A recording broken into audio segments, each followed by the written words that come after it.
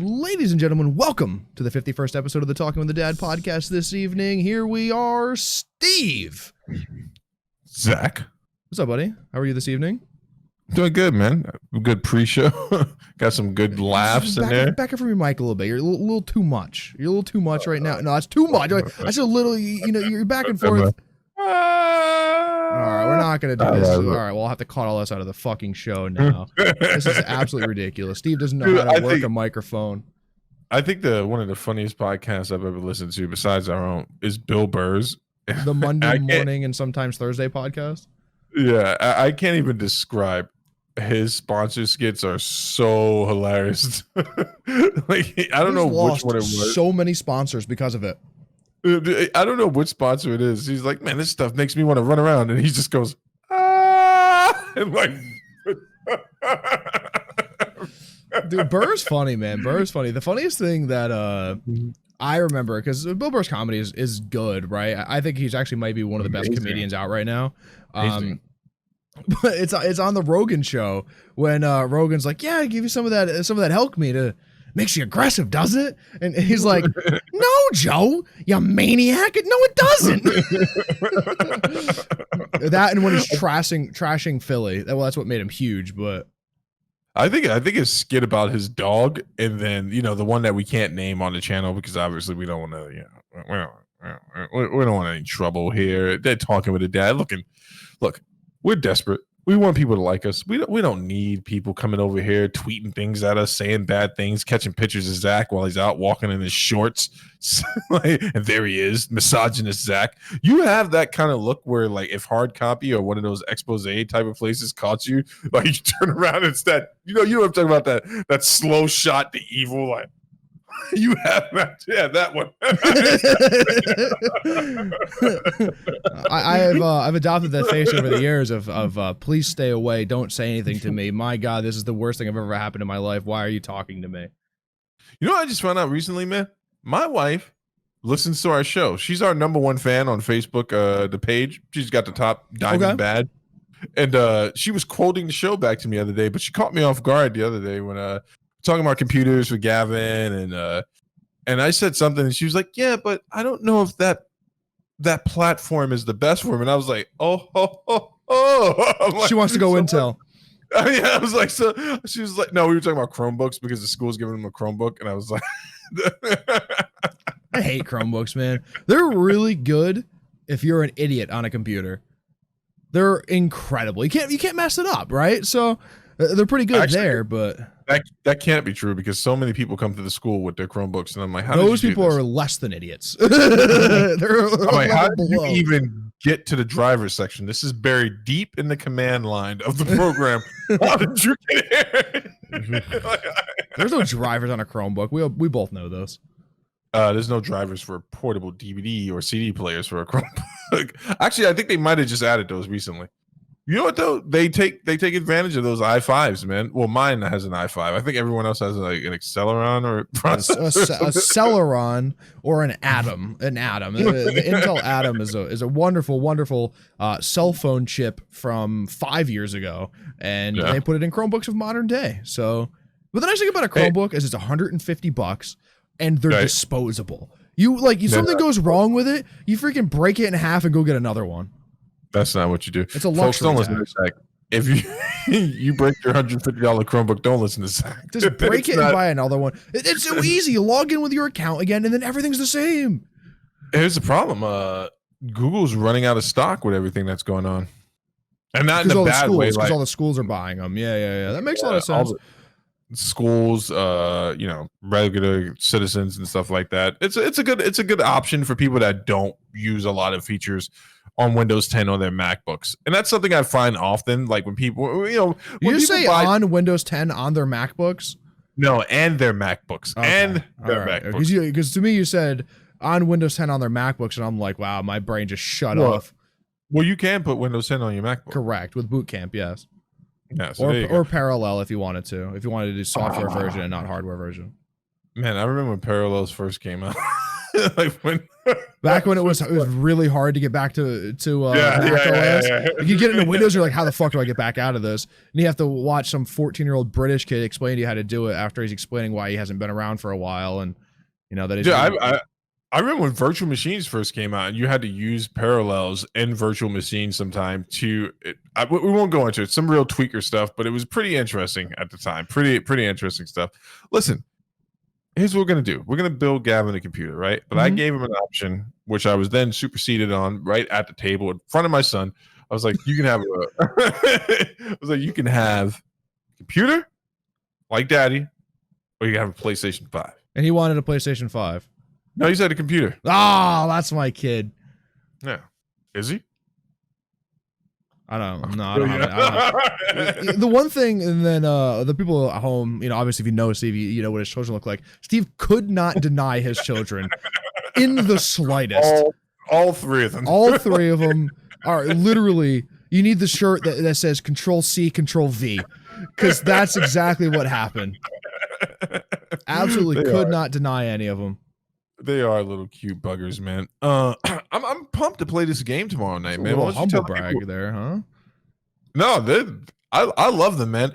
Here's the thing: I'm your traditional dad. I don't want them to know how much I love them until I'm on my deathbed and then I finally validate their feelings. That's the wrong way of doing everything. Shut up. And then they're washed with flashbacks of how great I was as a dad, and I pass away, and one of them clings to me with one little tear. And they're like, he would have wanted us to pee on his body.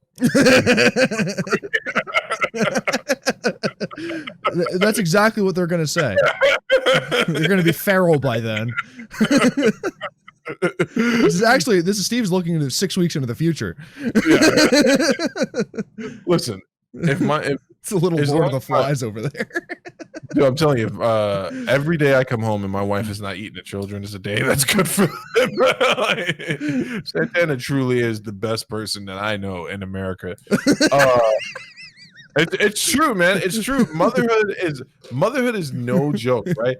So as we have women out here screaming, about states, how there's some women who look down on stay-at-home moms, right? Let me give you a little backstory on my wife. She went to school for her career path. She graduated. She's an extremely intelligent, motivated woman. And when I met her, she was leading the path in her career, and she was in retail, and she's someone that can really, really take a low performing situation, turn it into a high performing situation. Look what she did for me. I was a scumbag before I met my wife, just peeing on myself, laying in the street in my own mess most days. And she's like, I'm going to change that man's life. And I've never looked back. Now they're stuck. But it's crazy because stay-at-home moms, and you had a little taste of this when you were hanging out with the kids. Kids they're cute for 3 hours, but then the reality, just like a puppy, is they need a lot of attention. They need a lot of correction.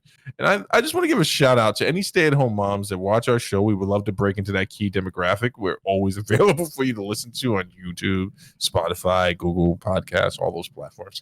But the fact that stay-at-home moms don't eat their kids is amazing. Dude.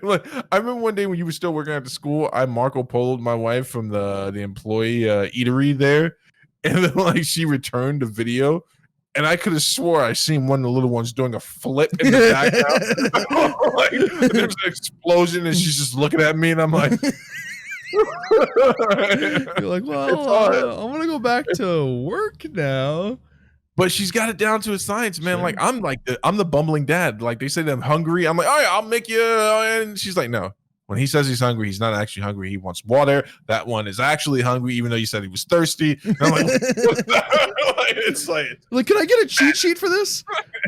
Dude, morons. You'll find out when you're a dad, man. You think you're intelligent. You don't understand what it takes to keep a household going. We have no idea.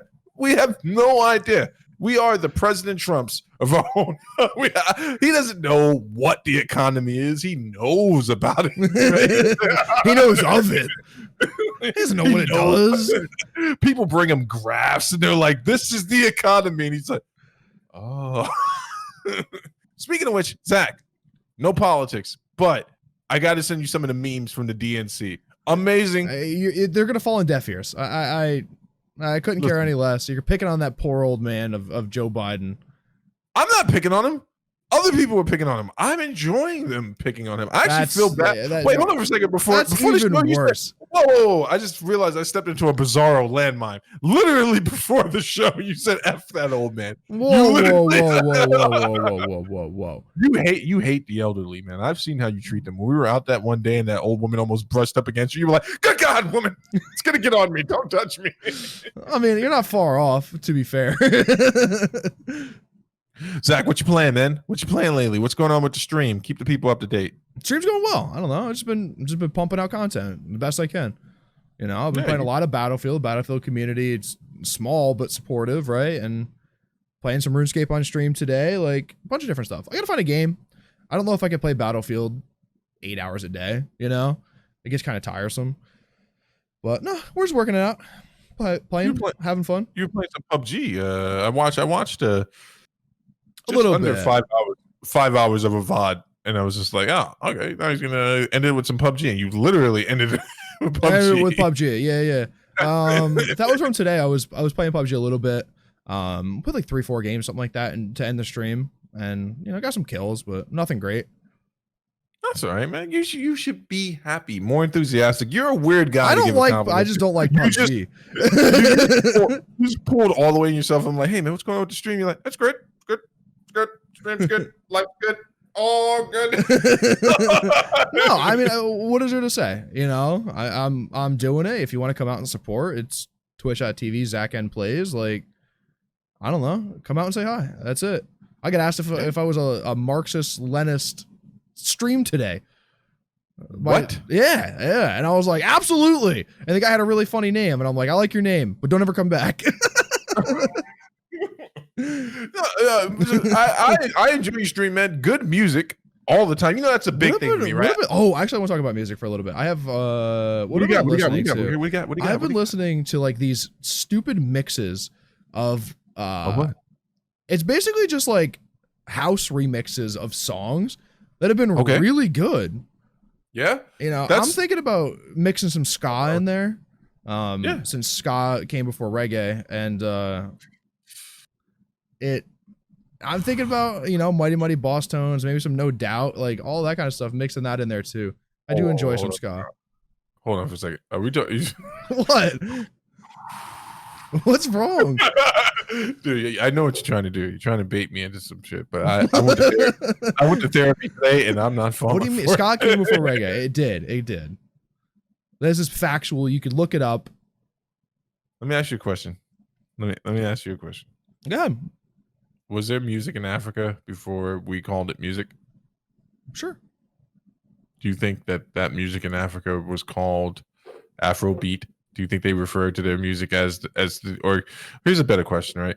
Jamaicans on an island. Okay. They're on the island of Jamaica. Yeah. Jamaicans on the island. Do you think they called their own music ska, or did someone come along and start calling it ska? Well, no, the defined definition of the genre ska versus reggae ska came first. Wait, listen to me. I'm asking you if the native indigenous people of Jamaica. Okay. They're not really the Jamaicans. The Jamaicans. They're not really indigenous, but those the transplants. People. Yeah. Do you think that they called that music ska? I want to get you on the record saying this, so when I get a Jamaican to correct you, this is what I'm saying. Was blues music before it was classified as blues? Please. Right? Was rock and roll classified as something else before it was rock and roll? Right? There are things that change within genres of music that make it something else. Ska came first. It was before reggae. You know why you're not answering the question? I'm answering your question the same way you answer my questions, with more questions that don't make any sense. Listen to me. I'll tell you what the native people called their music before we called it ska. They called it our music. They did not call it ska. But if you're gonna start mixing in some ska, please don't make it the Mighty Boss Tones. And if you're gonna do No Doubt, make sure it's earlier No Doubt. Because Gwen, real big Gwen fish. No, you should listen to this. No, you should listen to the Scatolites. You know who the Scatolites are? Yeah, that's all you need. All you gotta do is type Scatolites into your music selection there. Best stuff you've ever heard. I'm probably just gonna stick with the house music. It's been good. That's what it music. is. It's been house music remixes of like songs. Like the one is what was really, I forget the name of it, but it's a house remix of Seven Nation Army by the White Stripes. It's really, really good. So I've kind of just been should check out Eric Murillo, DJ Sneak, Derek Carter, and Carl Cox. Sure, I'll do all of that stuff. Don't worry, I've already write it down and send it to me. I'll send you the mix. You know, I'm already typing over here about that. No, I enjoy the music on your stream. That's a huge thing for me, right? I pop into somewhere and someone tells me, hey, I like to play a little music. You know, it's like when someone says, hey, can I read you some of my poetry? That can either go really well or it can go really bad. Bad, usually bad, very, very bad. But I pop in and you always have a good mix going on. And Zach actually responds to the mix request. So make sure you hit him up on that. But I want you to talk about the game we're going to be playing tomorrow, man. Here's why I don't know anything about the game, so this is where the unfortunate part is. You always put me in the spot where I'm the all-knowing guy. You literally told me the other day that I know everything about everything. Well, Steve. That's a good point. So we're gonna be playing Remnant from the Ashes. I actually truly don't know about the story. I don't even know how the gameplay mechanics work. I don't know anything. So it's gonna be a learn. You're gonna watch me learn a new game. Right, that's gonna should be interesting, right? Because I don't think we've ever played a game that I've had to learn a new mechanics or how the game works or whatever. So we're gonna be doing that tomorrow. I'll probably stream it for sure, as long as all the participants are willing. We'll definitely be able to do that. And yeah, we're gonna play Remnant from the Ashes. Who you got in the fight tomorrow? Because I know there's no way not to talk about it. The main event. Dude. Who are the fighters again? Who are the competitors? It is Frankie the Answer Edgar, I believe. Is that actually his nickname? I don't think it is. I think the answer is someone else, but I love Frankie Edgar, dude. I do too.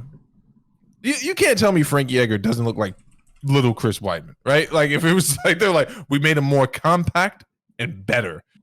Even Control T. Yeah. You gotta hold shift to keep the proportions.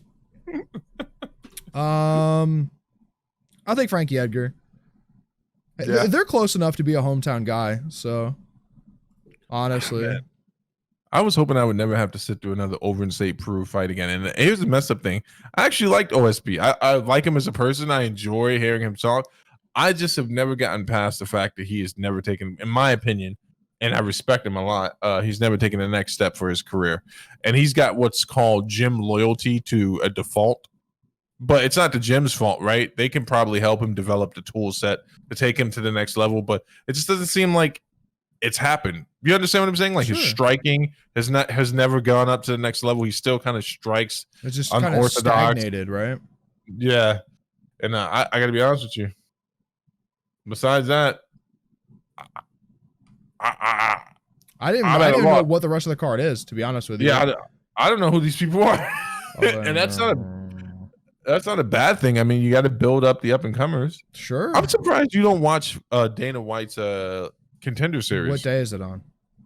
Comes on Tuesdays. Yeah, and it's on television, right? Like on cable. No, it's on ESPN. ESPN Can Plus. I watch it on Plus? Yeah, I might watch it. I don't know, man. Tuesdays are my long days for streams, so okay. I don't know if I even want to probably even commit to watching it. I just don't like. I don't know. I don't really. As much as I love fighting, right, and I love the UFC and boxing, and I don't want to watch the guys up and coming, right? I want them to fucking be in the spotlight or fight a guy I know, and that's how I'm introduced to him. I find that to be more interesting for me. I don't want to have to follow a guy's fucking career, right? It just seems a little tiresome for me. I was never into that with sports either. Like I could never follow fucking Ryan Callahan was my favorite hockey player. His jersey's hanging up over there. But I didn't follow him from college, right? Like Chris Kreider, I was at the first game Chris Kreider ever played for the New York Rangers in the playoffs after he had won the NCAA championship with Boston College. And that's the only reason I know it is because I was there, right? He had been drafted and decided to play out this last season of college because they were going to win the fucking championship. So, and then he literally won the championship, gets on a plane, flies to New York, and then is playing in the NHL. But that's it. That's it. I couldn't be bothered to follow someone's career through college or the local shows or whatever, and then up into the UFC. It seems tiresome to me. It's just too much work. You know, the crazy thing is now that makes a lot of sense when we were having our debate about John Jones leaving the light heavyweight division. You're not really invested in their early career up until the point where they become champion or blah, blah, blah. Hold on. So that's not entirely true, right? Like I can be invested in your early career, but you have to be somewhat notable already, right? Like I could be invested, say, in Sean O'Malley's career. He's had 2 fights in the UFC or whatever, but he's still, to me, he's still an undercard guy, right? Even though he was just the headliner the co-main for a fucking huge fight, right? Yeah. But for me, that he's still in my head an undercard guy. So like I could follow his career, but I can't like keep up to date with everyone's everything. It's just that's not my level of enjoyment within the fights. I'll remember fights now once I watch them, right? We've had discussions like that, and I'll pay attention to people and watch their fights or whatever. But I'm also not gonna fucking just be keeping track of everything all the time. It's too much for me. I remember I was that deep into it. So someone's career, here's an example of someone's career, obviously other than John Jones, that I've followed since I got into MMA, was Neil Magny. So I watched his season of The Ultimate Fighter when he was on there. And it's amazing because Neil Magny was not, if I remember correctly, he wasn't picked as one of the favorites, but he made it to the finals, right? Sure. And then I've watched him develop as a fighter. I think it's a little bit harder to do as an MMA fan because there is a lot of stuff to follow, especially if you're watching them come up from this early circuits. You probably don't even have access to a lot of those fights. You'd have to go back and watch them on YouTube. But what stopped me from doing that really was the fact that it started consuming a lot of my time. Right. This is what I'm saying. I don't have the time to spend, 60 hours a week looking at fights and statistics and going back and watching old shit. Like I don't know if it was 60 hours a week. I just made a number, right? But like, that's a hardcore number. That's a guy who's lost his family from gambling on MMA. Sorry. But no, I know. I get what you're saying, man. Here's the thing. Here's what you do, right? You don't watch the Contender Series to know about up-and-coming fighters. You watch the Contender Series to enjoy something called free fights. Okay, right? That's fair. Do you know what I'm saying? Like, that's the only reason I used to watch Tough, was because I'm like, man, I love MMA, but I can't afford to watch every card, so I need to watch every free fight they put out there. The reason I jumped ship on the Tough show was I can't deal with reality TV mixtures, right? Not at all. I can't deal, man. Like I will say I felt bad for Uriah Hall on his season because he was just the guy who got, he's killing everyone, and on top of that, he's having a hard time like being human in the house full of humans type of scenario, and people are intimidated by him. But I think that was the last season I took serious. The Ronda Rousey season sucked. I don't think I've ever watched a single season. I've heard like Shab talking about being on it, right? His season was horrible. His season one with Kimbo Slice, right? I think Roy was he on the same team as Roy? Was he on Roy Nelson? Fought Roy Nelson for the final and got knocked out. But Roy Nelson had already had wins in the UFC at the time that he was a contestant on Tough, if I remember correctly. Same thing, Joe Lozon, right? Joe Lozon was on Tough and had wins. He had beat Jens Pulver already in the UFC. So do you know what's crazy? Roy Nelson was a coach for one of the Tough seasons. He was by far the worst coach. I'm sure. It's him and Ken Shamrock. Do you know how Roy Nelson would pick people for fights? There was no strategy or anything like that. Hey, this guy's going against this guy because of this or that. He literally drew straws with people's careers. Holy shit. That's my boy right there. That's I don't give a fuck. I'm already making Roy Nelson money. I'm already making big country money. Apparently a legit black belt. Never seen him do any groundwork, but anyone that's ever rolled with him says that he is a legit black belt and moves really well for a big guy. Yeah, even more legit kung fu fighter. Sure, I'll believe you on that one at face value without any research or second thought. Just speaking of reality TV show, reality TV fucking sucks, dude. It's the worst. It's honestly the worst. It sucks. Although that being said, A&E hit us up. Oh, we'll do a show. Yeah, 100%. It'll get canceled really quick. Yeah, they'd be here over my shoulder. We're like, all right, and here he is playing video games for the 16th hour today. You start screaming at you're not supposed to break the fourth wall, and you're screaming at the camera guy, just get out of my face. It would either be that, or I'd look at him like, I'm the fucking best. They're like, what the fuck is happening? He went through the entire full range of motions in 13 seconds. Dude, right before a wedding, me and Santana were upstate for one of our friends' wedding, and I'm playing, shout out to Kenji, I'm playing UFC, I think Undisputed 2 or 3. Sure. And I got beat the first time, and I was kind of holding in how competitive I am with stuff. And then I went on a winning streak, and at one point I stood up and I did literally that. I'm like, yeah! Like, we out here schooling, motherfucker. I don't know, man. Video games get you pumped up, dude. Actually, for sure. I was playing a fighting game with Gavin the other night. We played the Power Rangers fighting game, and I'm like, this is going to be horrible. Man, let me tell you something. I went so deep in that game, dude. I was like, the fight. How bad did you beat him? No, I wouldn't fight my own son. The fight mechanics in the game are amazing, dude. I was like, what? I'm like, how have I never played this game before? I'm like, these are the best combos I've ever seen, ever. That's awesome. We had a conversation about you last night about fighting games. Who's that? Who's me? It was me, Peter, and Peter's friend Michael. And we were explaining to Michael the situation with you and JH at the school about how he talked shit for weeks straight, and then you didn't even lose health the first time you fought him. And we were watching and how incredible it was. And they were like, oh, well, I wonder why Steve is so good. And I'm like, I think I remember Steve telling me that what he did to Jonathan is the same shit that his brother did to him his entire life. And then Peter was like, so is his brother literally a god? I was like, I don't know, man. I don't know, but I don't want to watch it. Dude, I'm telling you, Akuma's move, the instant hell death, it's this weird series of button pushing, right? You have to do it.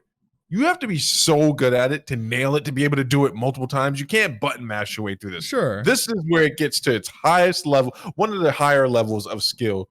And my brother hit it on me like 3 times in a 3-round fight. It's like so demoralizing when it happens, because it's like there's a tell. You know, there's tells in fighting games, like before a character does something, you're like, oh, this is where I can dodge or whatever. See, and I don't know that, though. I don't know that. Go ahead. No, okay, so let's take, for instance, when we were playing a DC game. Remember how we both got to the point where we could block each other's supers? In fact, it was one time when we did it back and forth like 3 times in a row. And it's yes. You know, so because you start picking up on the tell, I could not stop this from happening to me. And it's like, you know, when something happens to you and you know it's about to happen, you can't stop it. It's horrible, dude. That's how you break controllers. I have found out. That's how I break controllers on the UFC games. Yeah, by the way, PlayStation Now popping off right now. That's where we found that game for my son. There's some before the content not so great, wasn't really competing with Game Pass. Now there's actually a lot of good stuff on there. Red Dead is on there. I was thinking about playing that while it's still free. Red Dead Control, 2? Yeah, incredible game. No, I can't. I've watched other people play it. I'm just like, man, it's just what's happening right now? This guy's running away from a guy who's got a pickaxe. What did you do to cause this? That's the fun part, right? Because it's a Rockstar game, so it's so random. The dialogue when you're walking around and people are having conversations with each other are hilarious. That's one of the funny things in Grand Theft Auto. You'll be walking around and someone will say something so fucking out of the blue, and you're like, "What the? All right, okay, we're living life." It's a dark community too, man. There's this whole community about that brother and sister in the game that are like ancestral and like they lure you into their house. This is a whole thing on YouTube. Red Dead? Yeah, Red Dead I 2. Played it's like pretty deep into the game, and that did not happen to me. Oh, dude, I am going to send you the clip. Maybe you want to go incognito mode for this, because once I clicked on it once, you're like, no, I invite the dirty. Dude, it's literally, he shows up. I don't know who the main character is, but he shows up at some brother and sister's cabin, and he thinks that they're a married couple at first, but then slowly the weirdness starts to reveal that they are in fact brother and sister. There's one point where the sister entices you up to the upstairs level, and you either have to make the beast with 2 backs, or you can kill her. Whatever. Whichever decision you make, the fat ancestral brother downstairs is going to be chasing you. And apparently he just chases you. Unless you kill him, he will follow you throughout the entire game. What? Yeah, this never happened to me. I was I played fairly deep into the game, probably definitely like 75% or so in, and that did not happen to me. I wish it would have, because that should have been hilarious. Would you have killed the brother right away? Yes, I would have killed both of them right away, and hung their bodies in the back of my horse as I rode around. See, that's what I'm talking about. Tried to find a pike. It's a dark game. I am gonna play it at some point, but that'll be right around the time you play the Spider-Man game. Did you play Red Dead the first one? Huh? Did you play the first? That's the better game in my opinion. I think the original Red Dead Redemption is the better game. I think it has a more full story. I think the story makes more sense from start to finish.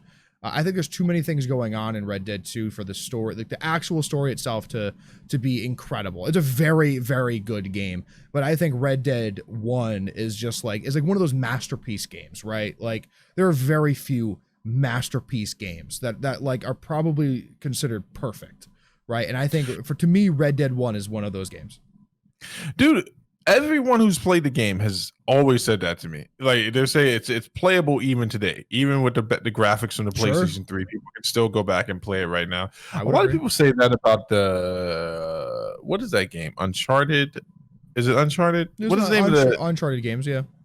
Yeah, a lot of people play that. We just replayed the Infamous game, me and my son and I, and I gotta tell you honestly, man, like even though it's a little clunky now, I was like, oh, this is like there have been huge leaps for games in the PlayStation 4. Like it was still a fun game. It was still very, very, very fun. I want to go back and play some of those old games, dude.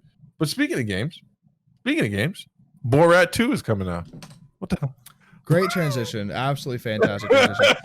So no, it's just rumored to be in production. There are photos of Sacha Baron Cohen in Borat in some old beat up truck in LA.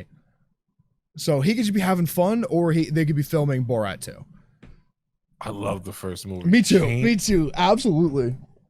Changed my life, dude. Like I had seen him do the Ollie G thing, which I was never really into, but when I watched Still funny.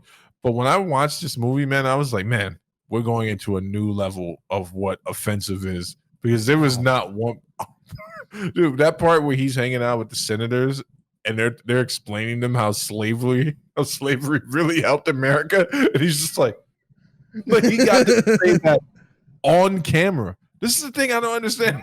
Like they would. Some people are good at that, man. Some people are really fucking good. Howard Stern is incredible at getting people to say some stuff that they probably didn't want to say, right? Sacha Baron Cohen just puts people in these weird situations, and I don't know what goes on, but. Remember he was at the rodeo when he's got the entire audience? He was like, we want to roast in the blood of your enemies and kill their children. And everyone's like, yeah. Yeah. He's his style of comedy is incredible. There will be never anyone probably after him that'll do the same thing. And there's a reason why his movies are so few and far between. It's because like he gets all that notoriety right after and can't film another movie for 10 years.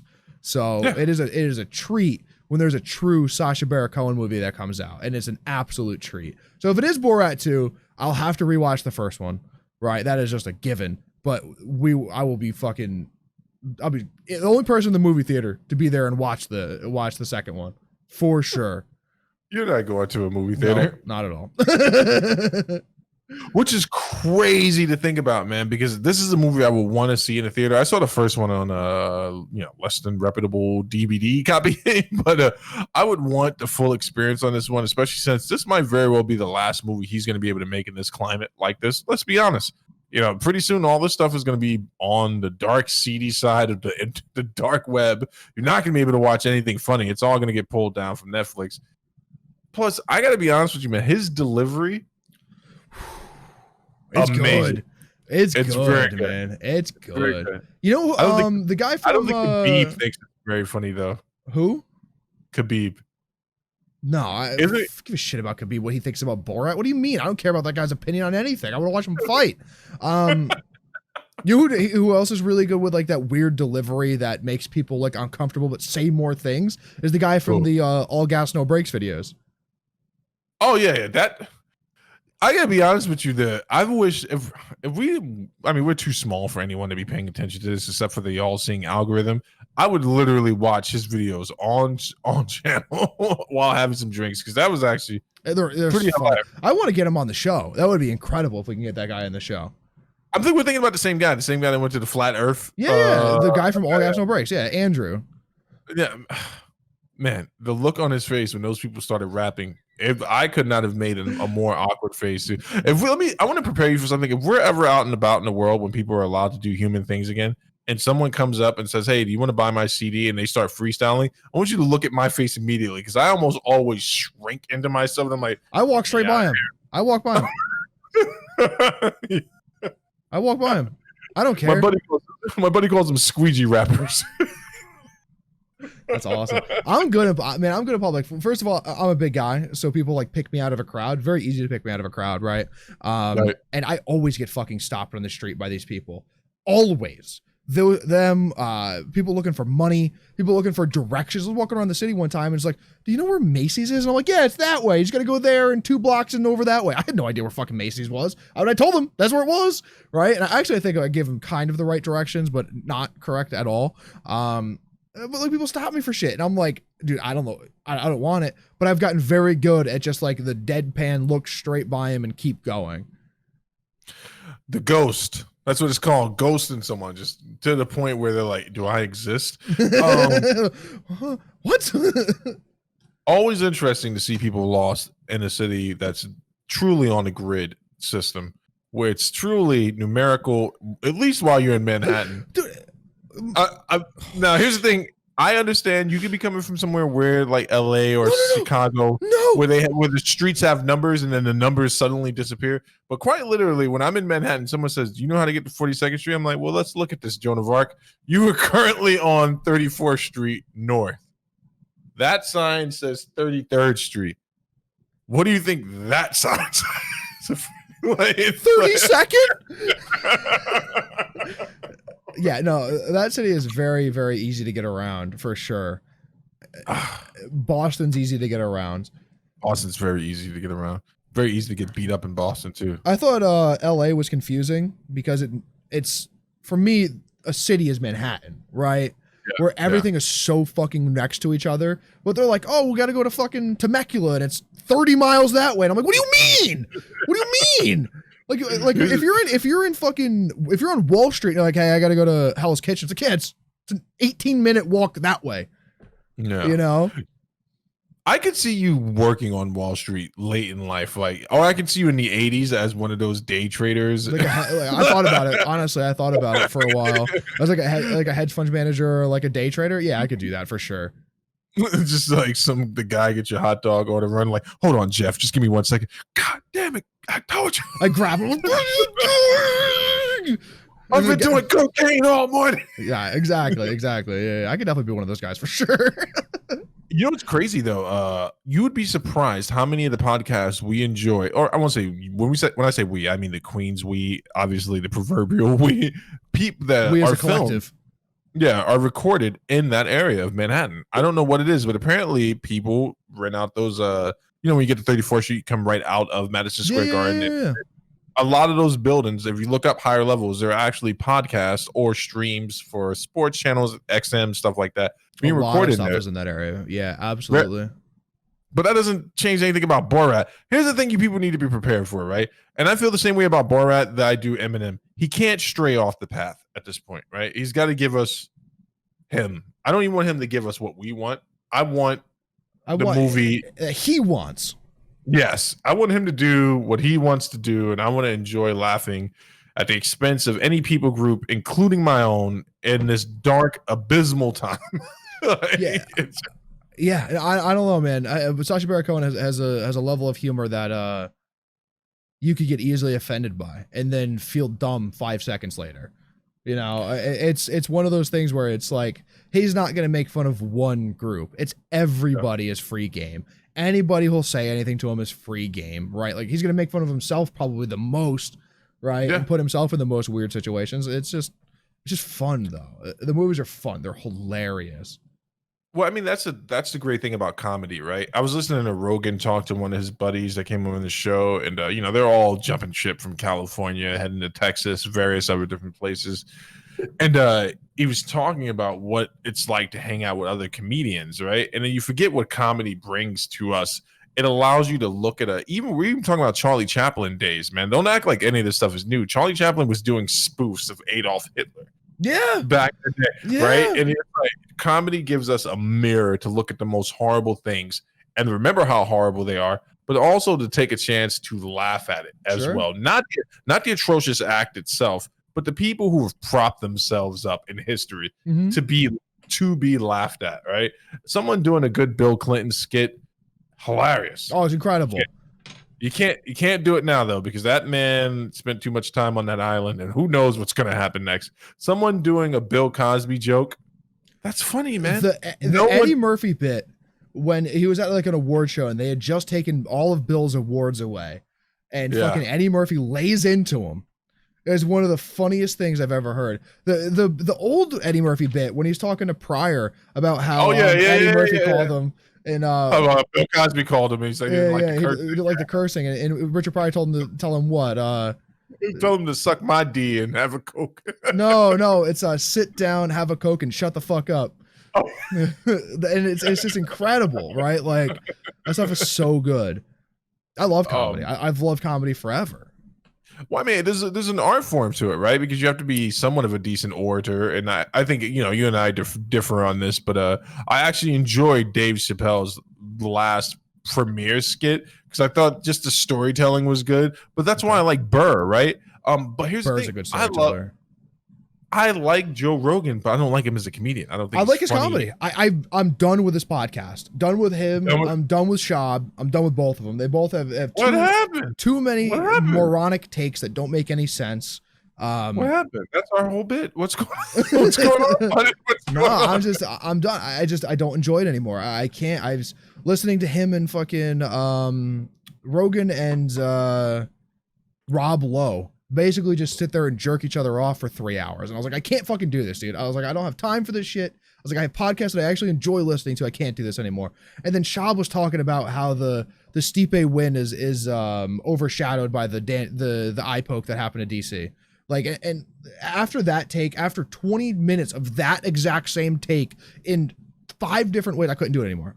So I unsubscribed and removed it from my phone, and I was done. I couldn't. I was just fucking over it. Right? I'll listen. You removed it from your phone. I unsubscribed from the podcast app. You like unsubscribe? I uninstalled YouTube. Yeah, I got rid of it all. I have podcasts that I actually thoroughly enjoy listening to. I was like, I would spend more of my time supporting these people than I do these idiots.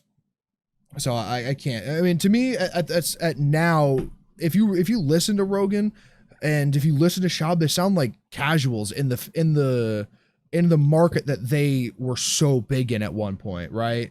And I don't know. I can't anymore. Well, here's the thing, right? So I'm not against anyone unsubscribing from something. I actually wrote a long comment to some dude, and I was like, man, I thought you were going to be an impartial voice and a blah, blah, blah, blah. It's like, now I realize I'm the idiot because there were telltale signs of this not being what I thought it was for quite some time. I disagree, not disagree with your opinion, but I think that Brendan Schaub is bitter, and it comes out sometimes, and he can't admit it. And I've seen this about him in regards to the John Jones thing for years. And like, I honestly, Brendan Schaub, I know that sometimes fighters who were not considered the greats do make great analysts. He's not someone I really want to hear MMA opinion from. No, not anymore. And like the eye poke thing with DC and Stipe, it is unfortunate that it happened, but it doesn't take anything away from Stipe's win. You know what I'm saying? It just doesn't, because if we're all being practical about the situation, it just poked Stipe in the eye. Same thing, right? And Stipe had a really severe eye injury in that eye. And but it's no excuse. It's no excuse. And I think what's happening with Rogan in that regard is sometimes that what did Rogan say? Did he agree with Schaub? It's the whole fucking the last round should count more than the other rounds, and if you win the last round, that should be the more lasting opinion on the fight. The fucking fight should be bare knuckle in a field, and just some of the fighters that he props up that don't have any real evidence of the things that he's saying. It's just the stuff is just, it sounds so silly, and it's like Yeah, it's funny because he has some really interesting views. Rogan, that is, on steroids.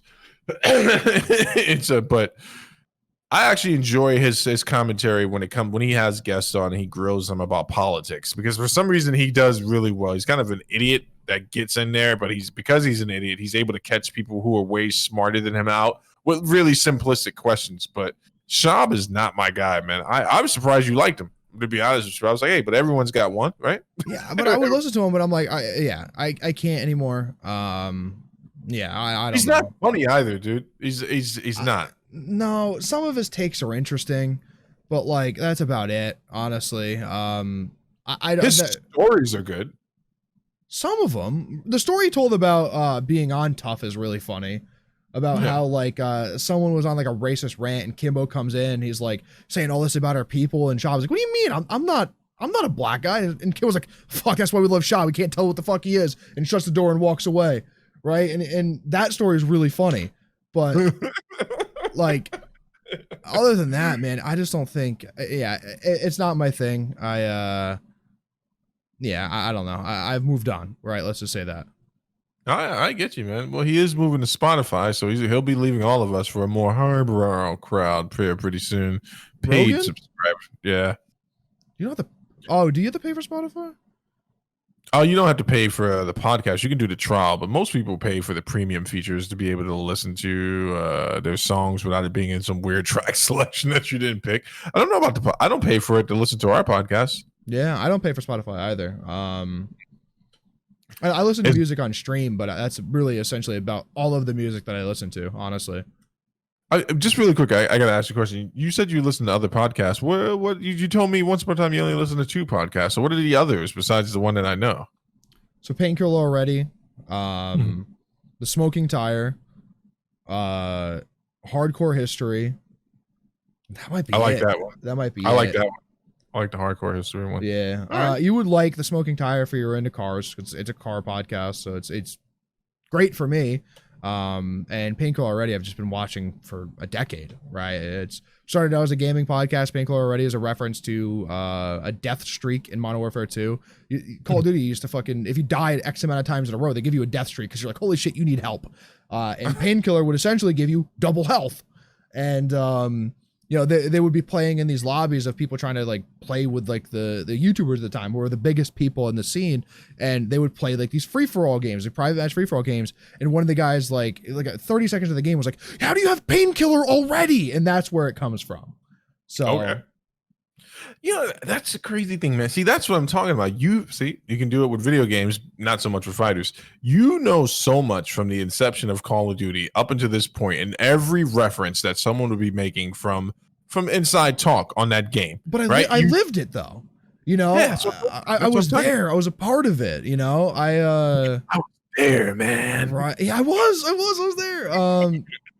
There's some huge YouTubers right now. Like a lot of the guys that came out of the Call of Duty scene that are huge YouTubers. My channel is older than their channel, right? Like that's crazy. That's how long I've been a part of the scene in some facet. So, I went back on one of my old channels last night, and I was looking at, because I had uploaded stream highlights, right? This is how long ago this was. It was 2014 when I was uploading stream highlights. I might have been one of the first people to do that. It was rip clips from the stream and upload it as videos on YouTube. You were showing me some stuff when I first got hired to the school, and I thought that you were playing the game. And remember, I asked you, I was like, "Hey, did you accelerate this edit or something? Like, is this in fast forward?" You're like, "No, that's just how I play." And I'm like, "Call of Duty. That's it." That's a lot of people ask that, man. Run and gun, baby. Run and gun. I am more of a sit and strategize. Let's get a team together. Maybe send out some emails. Figure it all out. Oh crap! That's Battlefield. You would like Battlefield for that reason, dude. You would like Battlefield for that reason. So I'm gonna let you explain this to me.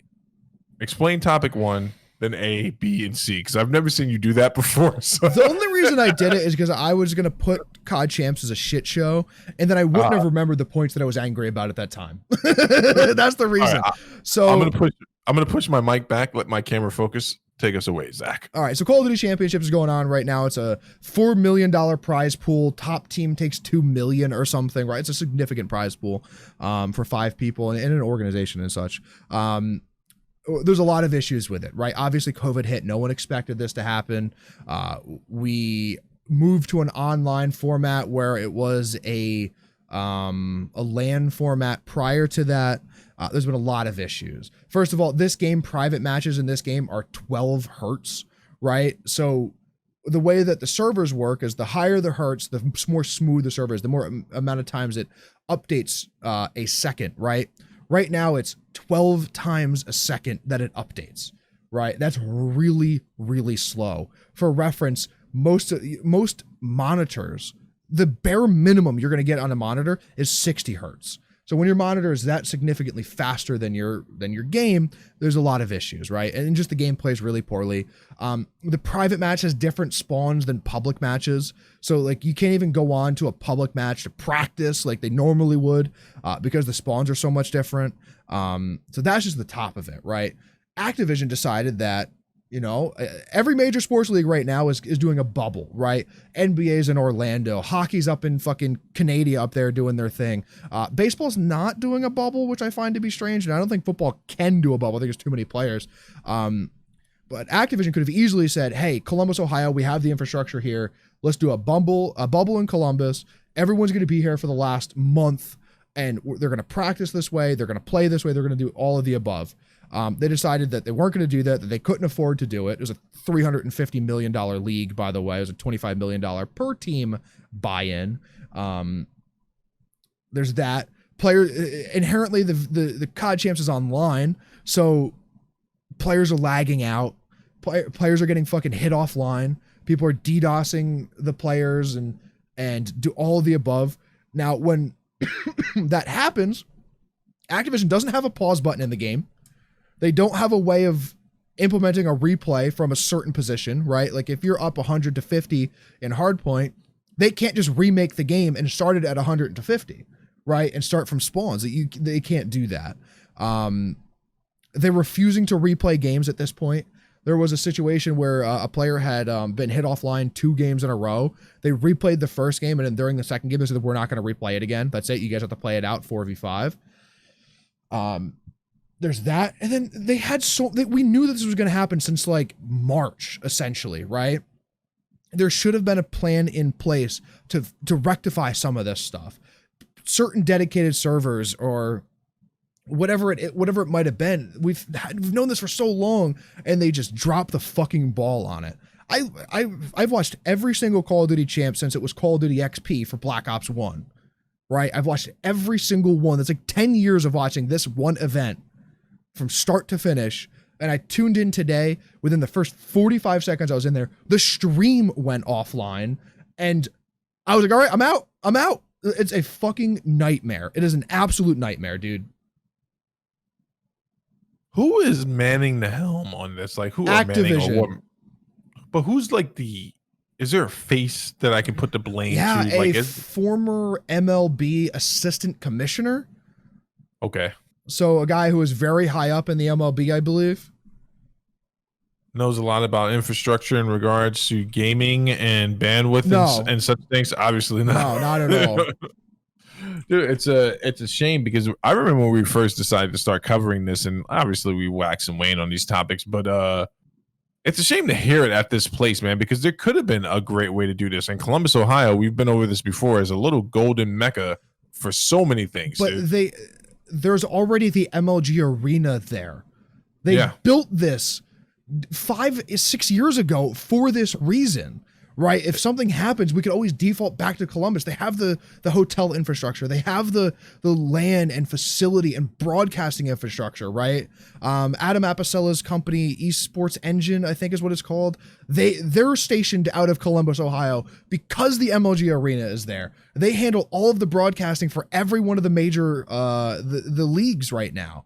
Right? For the Overwatch League, they're doing the consulting for it. For a lot of the Counter-Strike stuff, Adam Apicella built the infrastructure for all of this, right? And they're not utilizing what they have at their helm or the people that they're willing to pay, or they just said, fuck it, we'll do it online on 12 hertz custom lobbies that don't have the correct servers or don't have the correct spawns. They don't have this. It's bad. there are some mistakes that you can make, right? And you can learn from the mistake. You can learn and do better next time. You okay? Yeah. Okay. I see your hands coming. I was like, yeah, I'm done with life. There's some things you can learn from. I wonder if this is going to be the type of mistake they can learn from and course correct, or is this like the nail in the coffin type of situation? What do you think? Man, it's the first year of the league. I don't think it can be the nail in the coffin in the first year. I bet it's a minimum a 5-year league, and if something happens after that, then I think it goes back to the way that it was. I think we'll see a lot of changes for next year, hopefully. First of all, we got to get developer support for the game, right? I've gone over this ad nauseum, but you can't have a franchised league and have zero esports support for the game. That's the most asinine thing that you can imagine. It's like, hey, we're the NFL, but we're not going to provide refs. We're not going to provide stadiums. You're going to play at a high school. Good luck. Right? Like, and your dad is the only one watching the game. Right. My dad.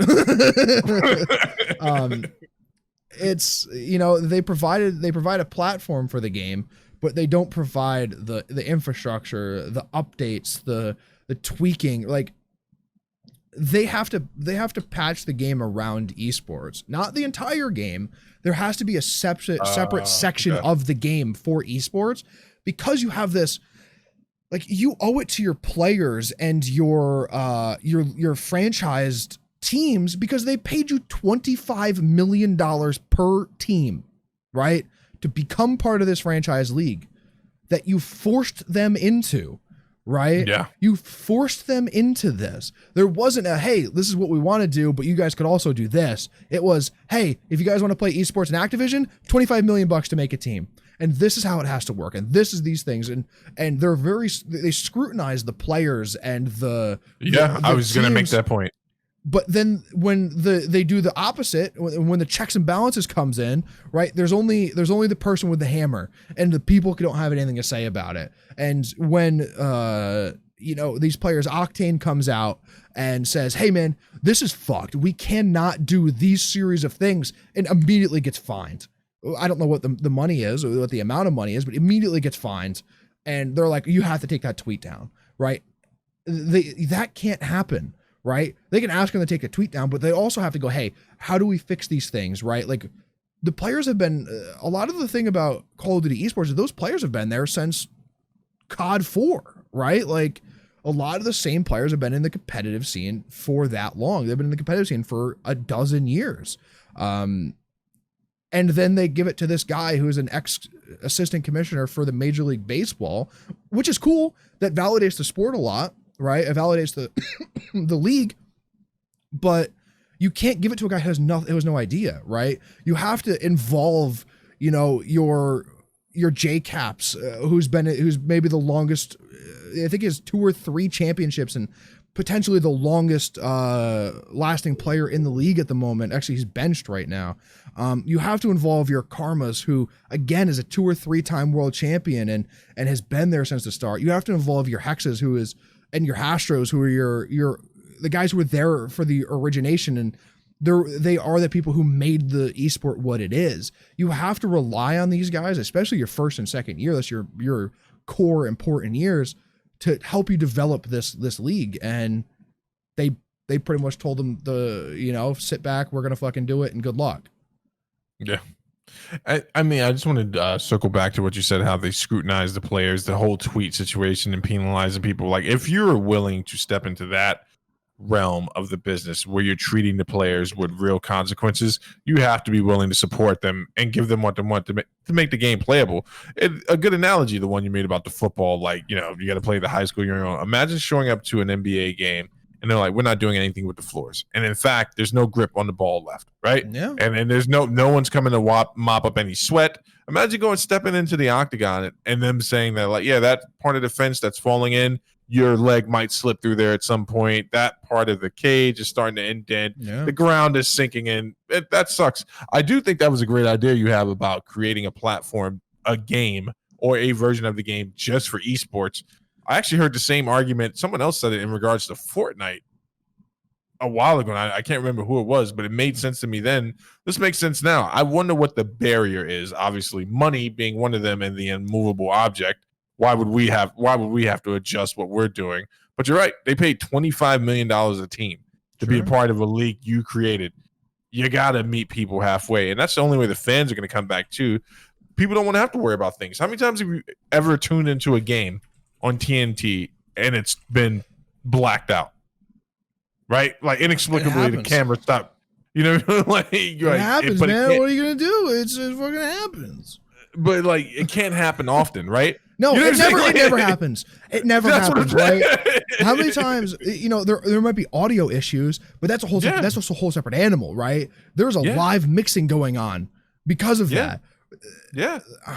And the technology has grown because of the need, right? You understand what I'm saying? Like a lot of the engineering that we've seen from the sound teams and the video teams for live sports has grown because of the need. The crazy part to me is the fact that, again, I'll mention him again. Adam Apicella is the guy who laid this path. He was the production fucking guru for MLG from the inception until Activision bought MLG and he left to make his own company, right? Him and Sundance Giovanni. Sundance is the guy who started the MLG, and then brought Adam Apicella in, and he made it work every single time. You could see it from like Modern Warfare 2 or Modern Warfare 3 to when his last event was, and see the progression that he made and how good the production was in Call of Duty.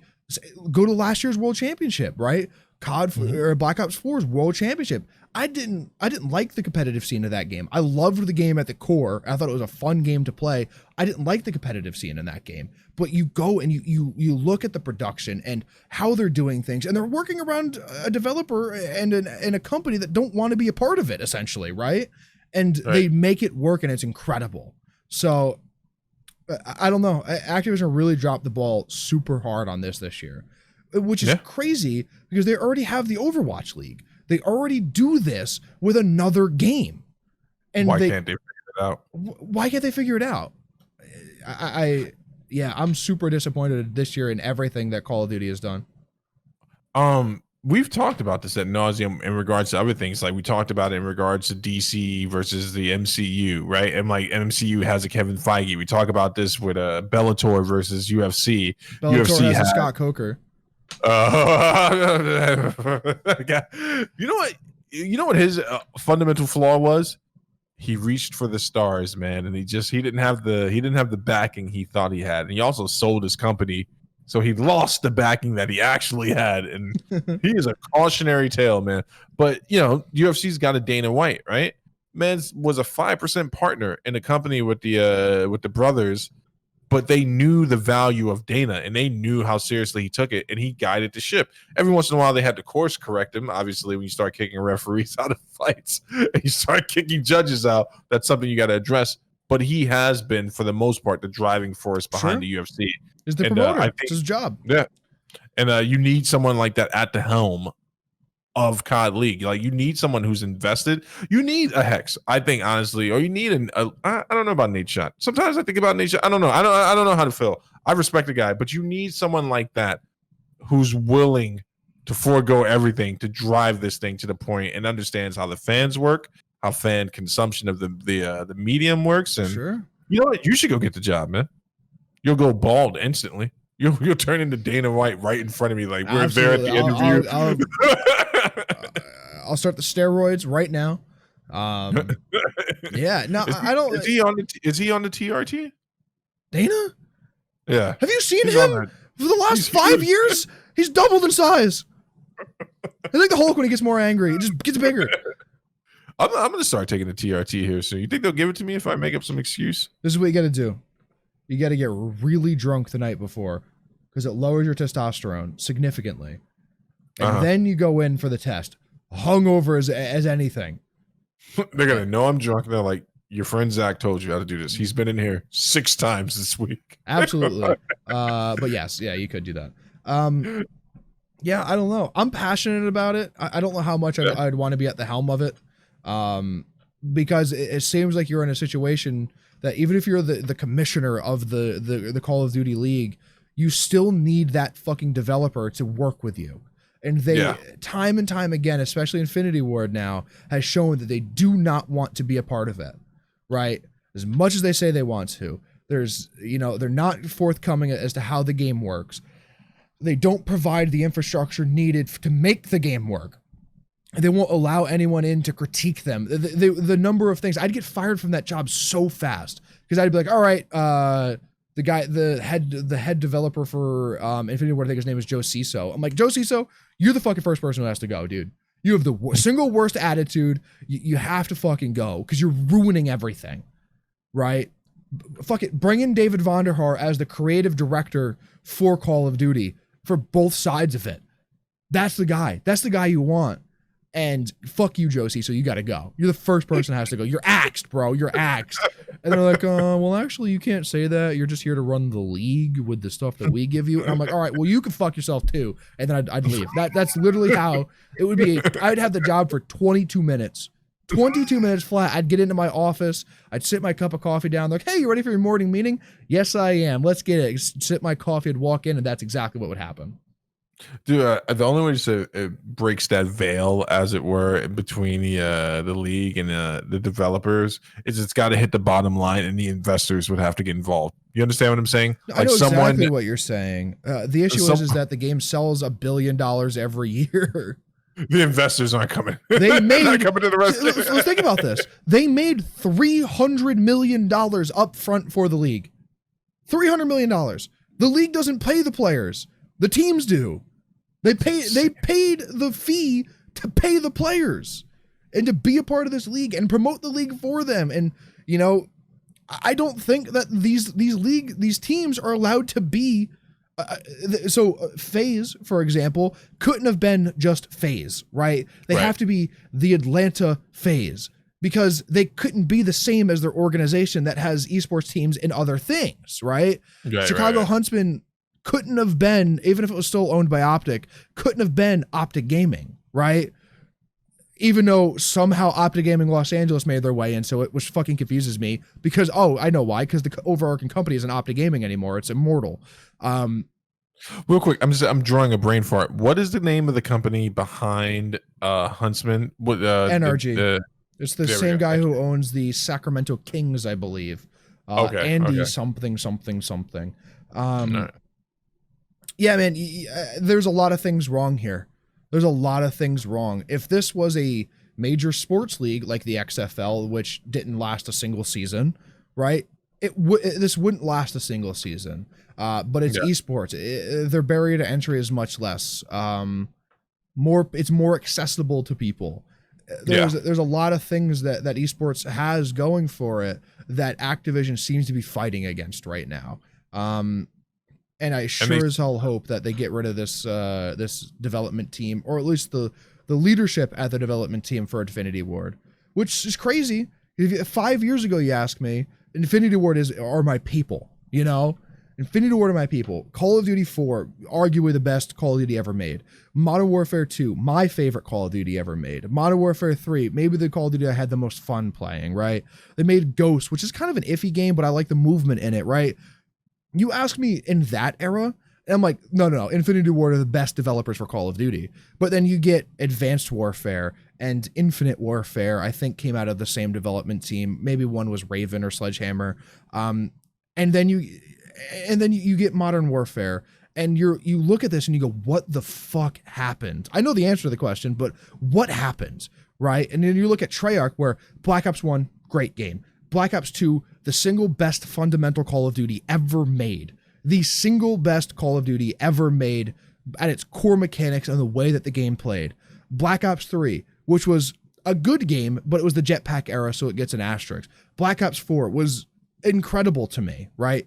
Obviously, they made World at War before the Black Ops series, which is regarded as a great Call of Duty. They haven't missed, where Infinity Ward hit, and then everything after that's been a slide. We're coming with the nail in the coffin because it's funny. Because now, as we talk about that, we have to talk about what's going to make you excited. The Black Ops game. The Call of Duty Black Ops Cold War. We confirmed the name. I've been saying it for months. of what it's going to be. We're going to get our official reveal on the 26th, I believe. Sometime in the afternoon. I don't know if I'll be live for it. I fucking get my eyes checked out that day, so hopefully it's not during that time.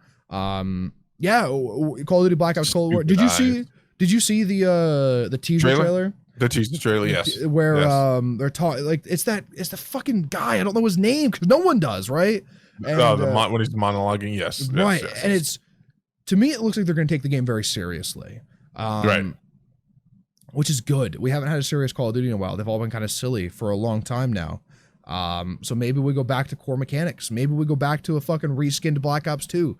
Like, I don't know, but I would leave it to David Vonderhaar and the team at Treyarch to make the better Call of Duty.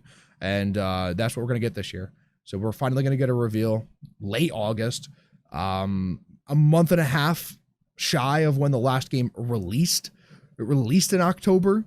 We're going to get it in late August. So we're going to see, maybe we'll get it in November. Maybe we'll get it in October this year. Maybe we'll get it in January next year. We're not sure at the moment. But we're going to get a new Call of Duty and we're going to get some information very, very soon. I got to get rid of this little refrigerator. It sounds like someone's kicking the wall over here. But dude, I actually enjoyed the little teaser trailer. It got me really pumped. And the cinematography for it, the editing for the monologue, and just the tone of the monologue itself. Very good. Absolutely amazing. My buddy sent it to me. A lot of people I know are pumped up for it. I don't have anything else to say on that because I suck at the game, man, right? So I'm probably not going to play with you guys this time. I'm just going to play the campaign mode by myself and, enjoy that.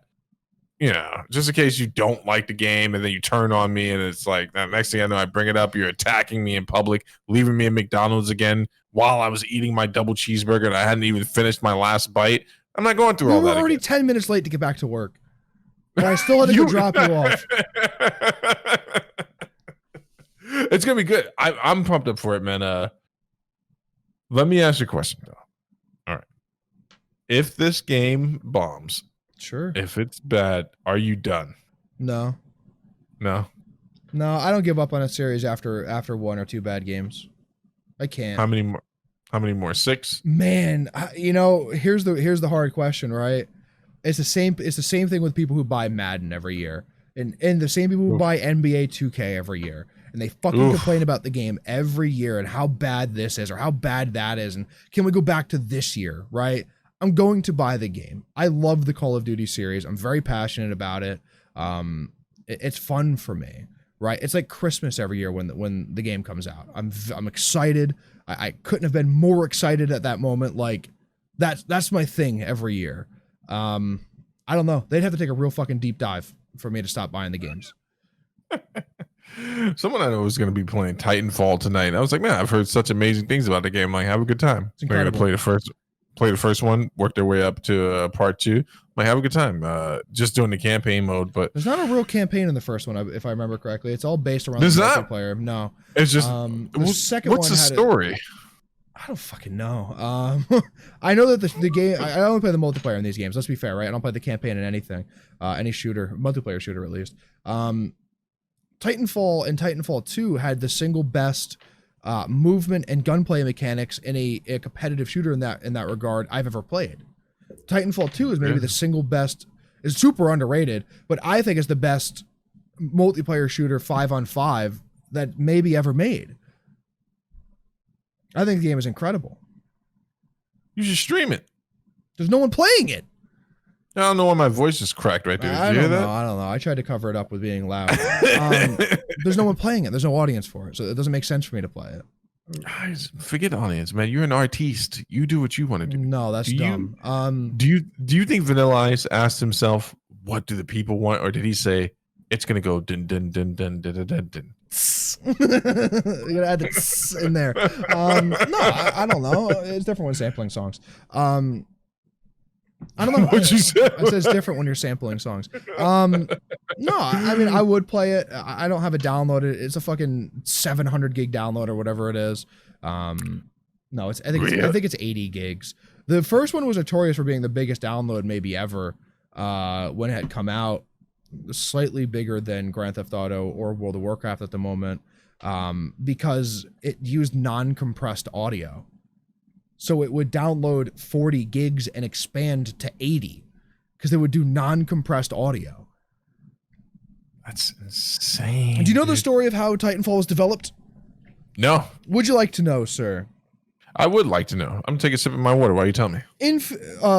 Infinity Ward, the people who I hate so much to this day, made the 2 best Call of Duties in a row. Call of Duty 4, Modern Warfare 2, back to back, right? Obviously with World at War in the middle.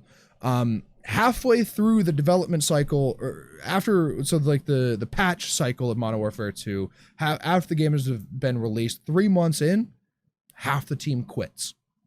Gone. Didn't like something that was going on. So Modern Warfare 2 never got any patches, really. There's glitches in the game to this day. They go and make a little known company, a little known studio called Respawn Games, makes Titanfall. Amazing, incredible game. Makes Titanfall 2 a better game, right? It's hard to, when you fucking hit the nail on the head, it's hard to strike lightning on that nail afterwards, and goddamn, they did it. And then the third game that they make is Apex Legends, and blow Titanfall and Titanfall 2 out of the water. Respawn, I believe, even made that stupid Star Wars game that you like so much. What stupid Star Wars game? Fallen Order? Yeah. The game is amazing. Shut your filthy No, mouth. it's Star Wars, so it's stupid by default. I'm gonna kill me a lumberjack tonight. Continue. That's fair. So that's how Titanfall was developed, because they all left Infinity Ward. You know what? You know what's interesting, though, man? This stupid camera, man. You know what's interesting? I love watching people play Apex Legends. I hate playing the game itself, though. As far as BRs go right now, it might be the worst one, in my opinion. They didn't do anything to the game to keep it up to date or change the game whatsoever from the core mechanics. When you're in an era of BRs that have to compete with Fortnite, and Fortnite changes every 3 or 4 months and adds new things, and the mechanics are different, and you know they're always doing these hype events. Next week you're getting Fortnite partnered with Marvel, right? The next season is Marvel based, so huge, right? Huge. 2 Titans absolutely teaming up together to make one fucking super Titan, which we would generally call a monopoly back in the day, but we don't believe in those anymore. Apex just stayed the same. They released a new map. The second map wasn't better than the first. I don't think it was worse. It just wasn't better. And they didn't add guns. They added new characters, but that's about it. Nothing changed. Nothing changed. The game was the same. So it was fun for the first 3 or 4 weeks, and now here we are. It's the same game. I think I got Titanfall 2 for free with something, but I never installed it. I might check it out one day. It's very good. I would play with you for sure. Let me know, because I'll play with you. It's an incredible game. I've never played the campaign, so I'd be interested. It might not be co-op though, so that wouldn't work. The multiplayer is very fun. The multiplayer is very fast paced. The way that the mechs and stuff work. Yeah, I don't know. I like Titanfall a lot. I love mechs, man. I'll tell you who I don't love. Actually, I'm not going to do it. I won't do it to you. You take me where you want to go for the rest of this conversation, Zach. You know why? Because you are a man with a vision. You're a man in charge right now. What do you want to talk about? You hype train hating, no Sean O'Malley liking. You pooped on the poor man and you ruined his career, man. It's... So, I gotta say, hold on for a second. Before we actually now I realize how upset I was about this at first, because I wasn't upset. You're a contrarian, and I can dig that. I can respect that.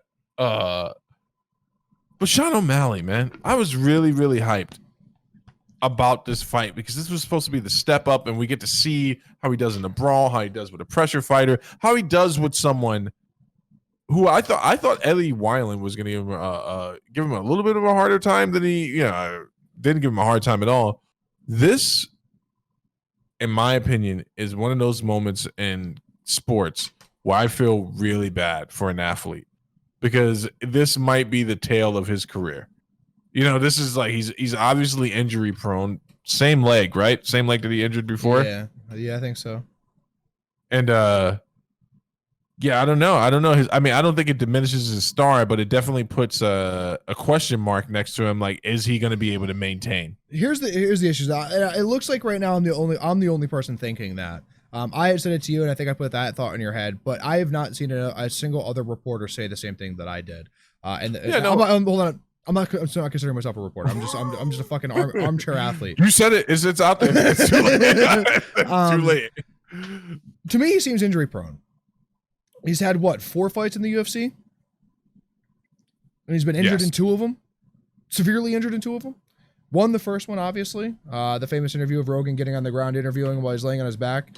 But still, severely injured. Should have lost that fight. Herb Dean saved him in this fight. Honestly, this is the best stoppage I've ever seen any ref ever do. There was no reason for that fight to go on any longer. Now, let's not discredit Chito Vera here at all. He's on like a 6 or 7 fight win streak at this point. He's beating up everybody in that division. He lost his last fight. Bad decision. That's why he came in with a chip on his shoulder. Okay, he's on a 6 fight win streak. And now you have Sean O'Malley, the 2 days after the fight is over, posting videos on Instagram of him dancing on that same leg that he couldn't move on. Right? Yeah. That's not a good look. You know, him on his podcast with his idiot co-host going, you know, you could do everything to win a fight and do everything perfectly and be leading the fight and in and out and moving and hitting him and not getting hit and then lose the fight out of nowhere for no reason, right? Like, you can't be saying this stuff. You're going down the Ronda path, right? Someone needs to get next to this kid and put realism in him and say, hey, listen, man, all of the greats have lost, but all of the greats come back from that loss better than they lost, right? You have to learn from this. You can't let this get to your head. You know, on his Instagram, he keeps his win-loss record in his bio, and it says 12-0 right now. And I didn't even know this until I was like scrolling past one of the things, and one of the comments it says 12-0, shouldn't it say 11-1? And he goes, "What do you mean? I didn't lose that fight." Like, you can't be so egotistical in your own head. Like, a lot of being a fighter, to me, what it looks like is being able to realize when you're humbled, being able to realize that you lost that fight, looking at it analytically, going, okay, I can't do this again, and then moving forward. Conor does that. Conor's the biggest egotistical shit talker maniac that I've ever seen. And when he lost to Nate Diaz, he's like, hey, listen, he was the better fighter tonight. I gotta look at this tape. I gotta study what he did, what I did wrong, and come back and win the next fight, right? That's what he did. And he did it, right? But now we got to see how Sean O'Malley bounces back. He was on a 2-year fucking layoff for testing positive for marijuana twice, I think. So we got to figure out what's going on there. So here's an interesting thing. I'm sorry. Finish your thought. No, go ahead. I'm done. No, here's an interesting thing, because I agree with 99.9% of that. I think someone definitely needs to get past him. But this is the age we're in. We're in the age of the spin, and we're in the age of the narrative, right? The narrative is that I'm, king alpha, and I never lose, right? But that's just not realistic for most combat sports athletes, man. And there's only one to ever do it. Currently, there's only one to ever do it. It's Khabib. Yeah. It is so hard to do. There is only one guy right now to do it. Yeah, no, absolutely. There's no controversy. Well, I don't know his record prior to the UFC. I don't know what his fights look like, but yeah, I trust don't know either. But I trust that it's all legit and it's all there. But here's the thing. So Sean O'Malley needs to come back. Whether he runs this fight back right away, entirely up to the matchmakers there. But when he does come back, he's got to starch the dude. And I'm not just saying that as some Just Bleed fan, right? He's got to come in and beat the guy so impressively, but it's never going to erase that L. And that's the thing people need to understand. It'll always be there. Some troll is always going to bring it up. You just accept the loss, man. You just accept the loss. I'd had a hard time finding the footage of the kick that injured him, and then I believe you sent it to me. And it's like, you just accept it, right? It was a good calf kick. That's all it is. He caught you. You see him switch in a bad spot. And he tries to step, and what it looked like was what do they call it? Same thing happened to Henry Cejudo, and he powered through. By the way, right? What do they call it though? There's a name for it. Drop. You told me. Drop foot. Like I don't know. I will say this: he was leading the dance, and I was seeing some looks from him where I was like, "Oh man, this is going to be a quick fight." But he got caught there. We'll never know. You lost. But some people might argue that maybe if his ground game was a little bit better, he wouldn't have got, elbowed damn near into oblivion. But even then, it's like he's a compromised fighter. Sure. He can't push him off. He can't pull him into his guard, depending on how bad the injury it is.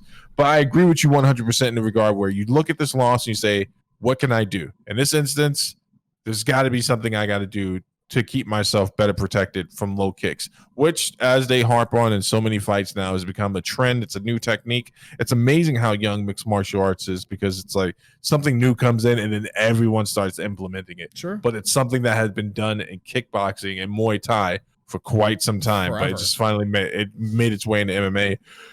One thing I did want to talk to you about in regards to Sean O'Malley, I think that maybe he needs to look at the marketing of who he is as a fighter, because I like his character, Sure. right?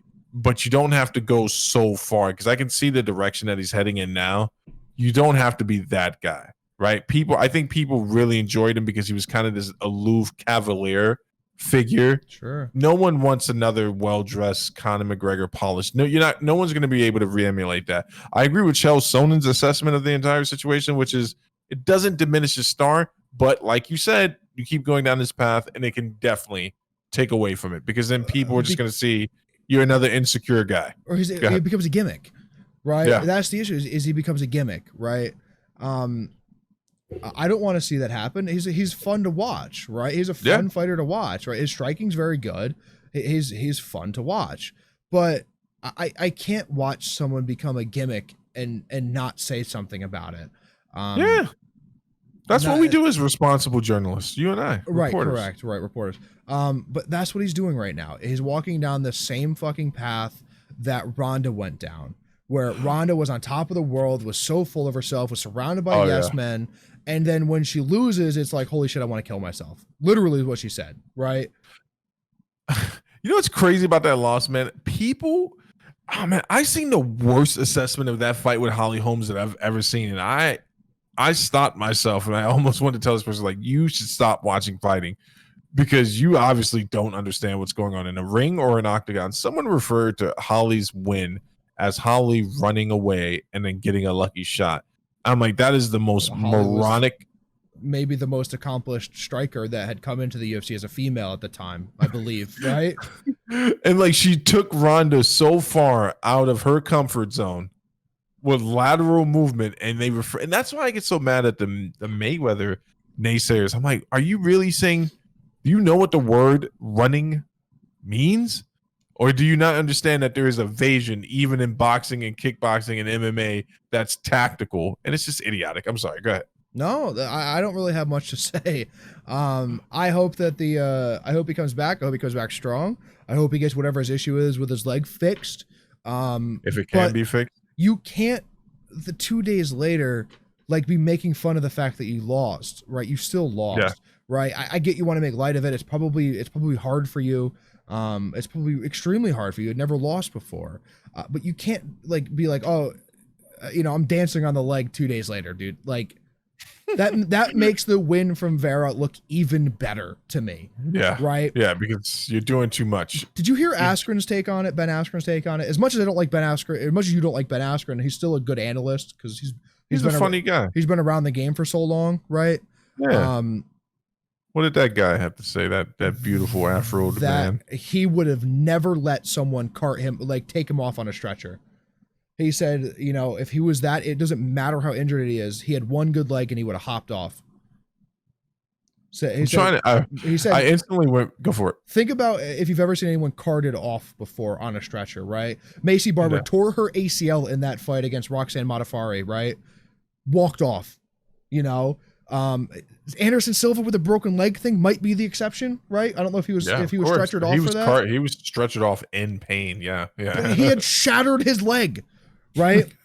He made an L of his leg. Literally, he took an L and made an L of his leg. Was that against Chris Weidman? Yeah. Connor fought Chad Mendez with a torn ACL, right? Walked off. No, Max Holloway. Max Holloway with a torn ACL walks off, right? Yeah. Every fighter that you see has a leg injury, whatever. John fucking ripped his toe off and walked out, right? Oh, man, remember that? Thiago Santos tore both of his ACLs and walked off.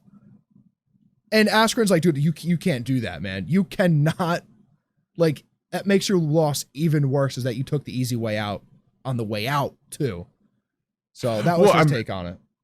No, I mean, that's interesting because I can definitely see how someone could see that as you were either trying to play it up in the time that the injury happened, or you're trying to downplay the loss now on Instagram. So definitely, I agree with him there. I was trying to remember how Askren left the octagon that night when Jorge Masvidal knocked his soul out of him. He walked out because he had that look in his face that he knew he wasn't. When you looked at it, you knew he wasn't there. They ushered him out of there very quickly.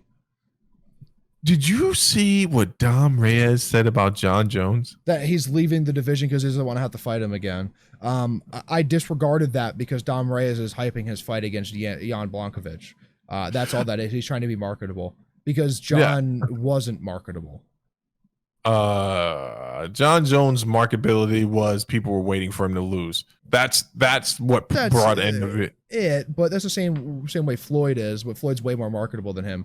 The issue with John is that the antics outside of the octagon is what kills John. Oh, 100%. It's weird though because John will always, whenever he fights DC, that's when his star shines really bright because people for some reason at the time looked at DC and they just said, well, I really don't like that guy. Which is crazy, right? Because he's going to go up and fight Stipe, and Stipe is actually, I think, one of the more marketable people in the UFC, right? His numbers is before this, yes. We've had this conversation. I think Stipe should be valued by fans more, and hopefully he will be now. Well, I think he should be valued by the UFC more. He should be enormous, man. He's a son of immigrants, right? Parents work super hard. He's got the Modelo commercial. What else do you want, man? Yeah, that's a good point. I'll shut up. He's a full-time firefighter outside of being a fighter. Like, yeah, the guy should be in the same way that fucking Amanda Nunes should be super marketable, and they don't for whatever reason. I don't understand. I understand the way the UFC does their marketing sometimes, but Stipe should be one of the biggest fighters in the UFC at the moment. Well, I think so. You got to remember that you have to be able to be marketed. Like you have to be someone that people like. You know, they when they do these tests and they have these focus groups and stuff like that, people have to look at you and respond to you. Right? There has to be something about your story that resonates. Now, the immigrant told you the fucking story. Yeah, but that's not fighter, dude. But listen to me, man. That does not, for some reason, resonate with fans. I'm hoping that it does now. You know what I'm saying? Like, I'm hoping that it does now. They could spend some more. You're right. They could spend some more money, get some focus groups in there, and say, "Hey, what do we need to change to make Stipe a better focus groups, dude?" That's what do you want, man? You want to change how things are done? Who are you? Who do you think you are, man? Changing the way we make. I mean, the way the UFC makes money. I don't get paid. You don't make anything off of it. Where's my cut if you do? You know what's gonna be about Amanda Nunes. You know, Amanda Nunes. Obviously, there's a diamond in the rough if you look at it from the right angle, and they're just not utilizing it. But I think they're being careful because you have to remember there is a certain demographic of people who consume mixed martial arts still. So you would think Amanda Nunes, she checks all the boxes, right? She's a woman of color. Check. She's a woman of color who's in the same sex marriage. Check. Right? She's an immigrant. Check. Speaks well.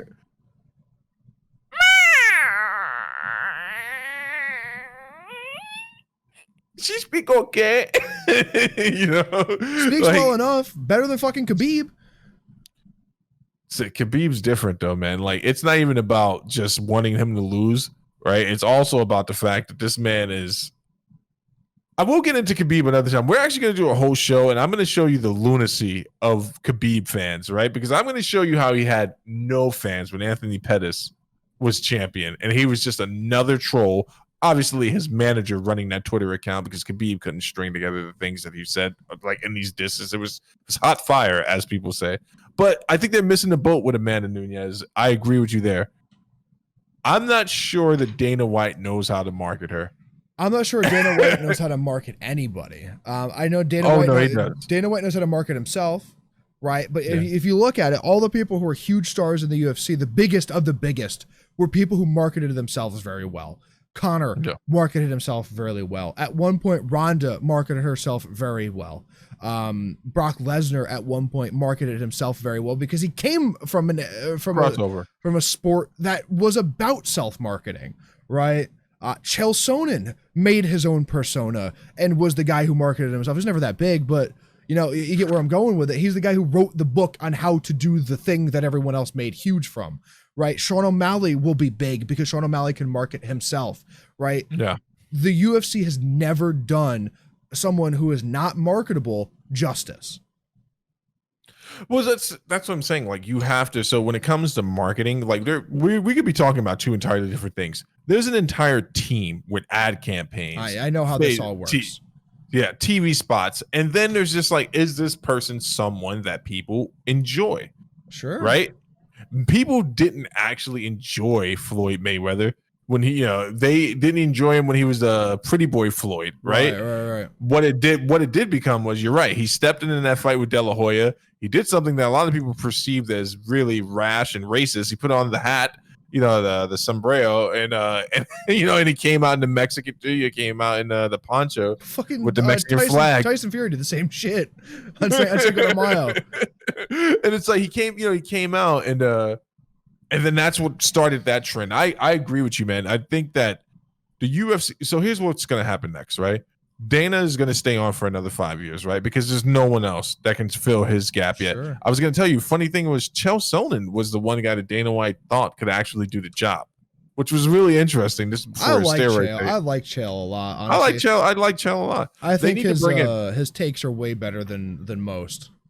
No, his assessments, just him talking about his suit closet is better than most of the content. He's a good storyteller.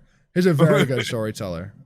But they need to bring in someone that can do marketing on all levels for each, for the fighters. And I know Kamaru Usman, actually, she follows us. I'm not going to shout her name out, but she actually followed us on IG. His manager, I thought it was his sister, but his manager does a really good job of marketing him outside of the sport as a man of color to other interests and as a Nigerian. And that, you're right. So they need that, but they're not going to do it. You know why? Because that costs them money.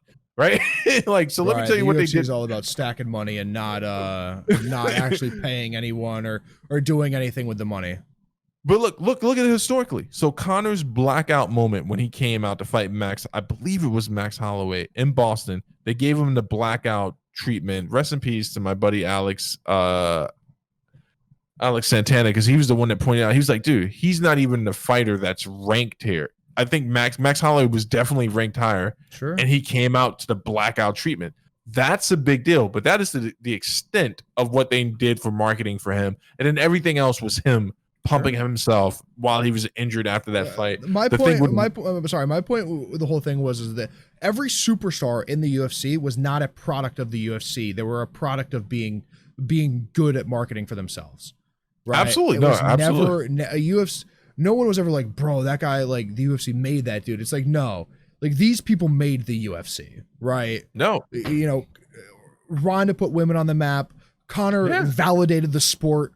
And, whoever comes up next will drive it home and make it so it's a staple. It's a household thing, right? That's where they are at the moment. GSP made it big. He was the first gentleman fighter. Sure. There's no doubt about it. I hated GSP for a long time because I didn't understand the sport and I just thought he was a boring fighter. When I went back and rewatched his entire catalog, I was like, this man is amazing. Yeah. He's a master martial artist.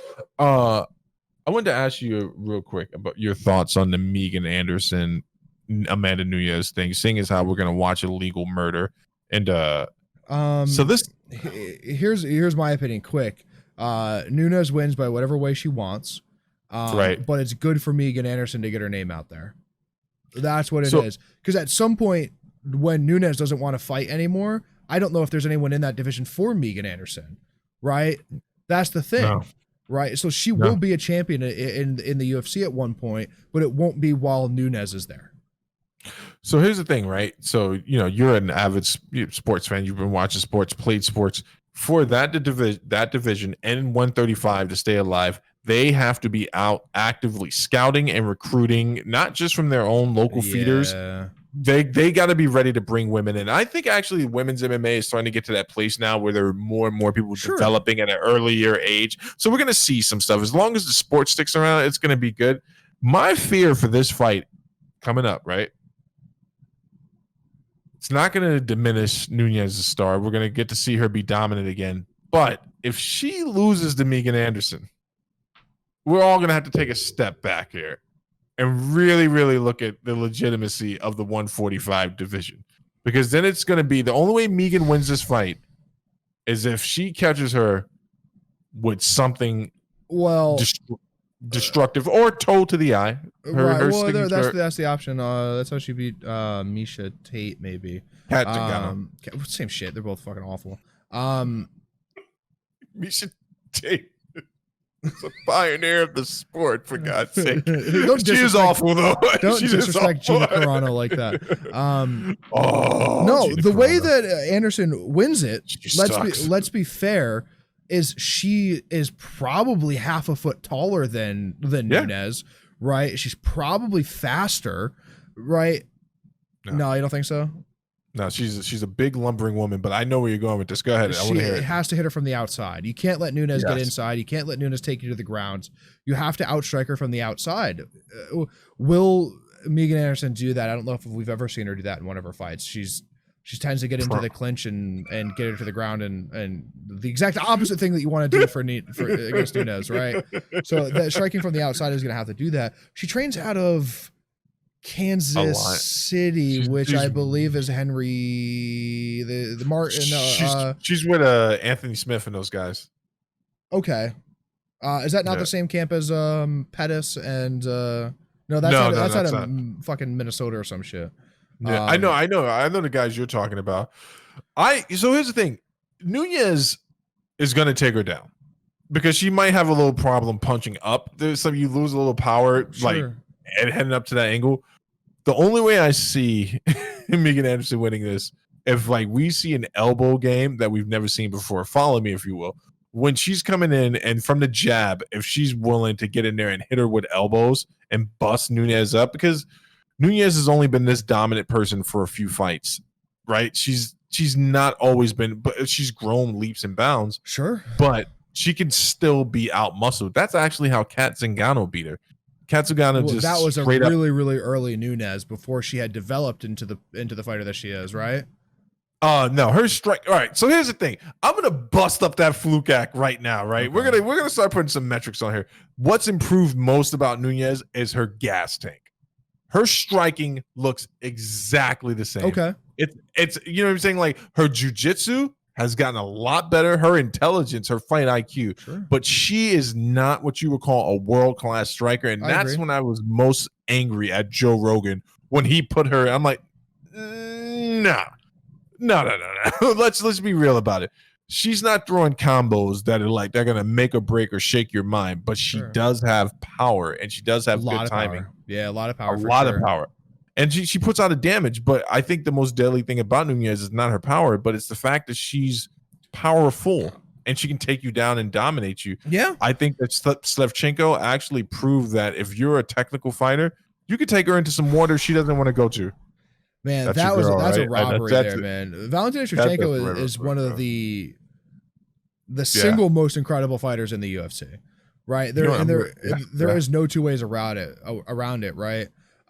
She's incredible. Rose is incredible, amazing, right? Rose's striking is incredible, but Valentina is on another level, right? Yeah. She's doing the Jessica I kick she had set up for the entire rounds, right? Yeah. And just seeing how she reacted to every different way she had stepped towards her there. I don't know if Shevchenko beats Nunes though. I think she did in that last fight, but I don't know if she does in this next one, right? I don't think it'll ever happen, right? There's no reason for a trilogy, right? Because it would have to be a best of 5 and not a best of 3, right? Yeah, because she's already down 0-2. Yeah, she's down 0-2. She has to win the next 3. All right, they're fighting 5 times. Fuck it, I'd watch it. I'd watch every bit of it. Unfortunately, women's MMA I don't think it's quite there yet where people are going to just watch it just because it's champ versus champ. They're going to be like, well, wait, she lost twice. What's going to be different? We know Nunes' game plan. Sure. But I actually think that Shevchenko, her ground game and her takedown defense is starting to get to a place where Nunes might lose that advantage. And she might have to do the one thing she doesn't want to do with Shevchenko, which is... Yeah. No one wants to strike with that woman. There are men in what she fights 115, right? No, 125. There are men in 125 who don't want to strike with her. No, right? Absolutely not. Because she's so technically sound that it's incredible. I feel like one day she'll make a really good coach. Oh, absolutely. Right. She should coach her sister. That's the first person she should start with. Yeah, there are a few people in the UFC that I think will make really good coaches at one point. I think Askren would make a good coach because of how good of a wrestler that he is. DC will make one of the best coaches to go down in history for sure. Coach. At one point, John will be a very good coach because I think John has the best fight IQ of all time. GSP was an amazing coach. You know what, buddy? I'm going to bring you my copy of his season on Tough. And for no other reason, watch his season because he was by far GSP, Chael Sonnen. Boom. Best coaches in Tough history. Interesting. There's not even an argument. The way Chael Sonnen worked with Uriah Hall that season to help him get over mental barriers in the fights, I've never seen. That's what changed my heart about Chael. I was like, man, this guy's really good. GSP taught his fighters how to be martial artists. Something that's the best part about that season is he brings that drunk the drunk Frenchman in, and he's just kicking the shit out of everybody for the fun of it. And I mean, GSP's like, yes, well, he may drink and smoke before the practices, but we cannot do that. We are not made the same. We have to work hard to be that good. You know what's funny? It's against Josh Koscheck, one of my favorite people in all of MMA. Bellator paid him. I wonder how that works with the contract. Did they give him the money up front and then he didn't show and he had to pay it back? No, he just disappeared and lost their number. He's like, this weird number that says Bellator keeps calling me. Balatonana. Like, didn't you steal $100 million? What do you mean? They paid me. I left. Do you think we were going to go back and finish that mission in Division 2? No, there's no reason to. Where's your pride, for God's sake? What pride? The pride is knowing when or when not I've been defeated. I've been defeated, and I can call that. That is absolutely a thing that has happened. You're not going to go out like Sean O'Malley on your IG.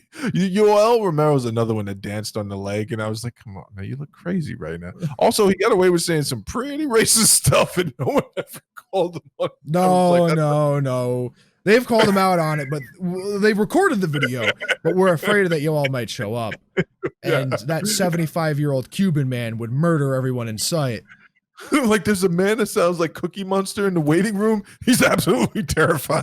And then it's the scene from the IT crowd where the guy opens the window and jumps out the window. No, I'm jumping out every window not to fight Yoel, man. I wonder what his undisclosed injury was. Maybe the fucking scariest human ever. He's up there. Paulo Costa is gonna get he's gonna get starched. He's gonna get served. He's gonna get served. I don't think I'm not sold on Paulo Costa. I go back and forth on this, man. I'll tell you what sucks though. That game, I was watching some gameplay of it and the glitches. You got the glitches? It looks bad. It looks bad. One of my friends was like, dude, it's not good. Don't buy it yet.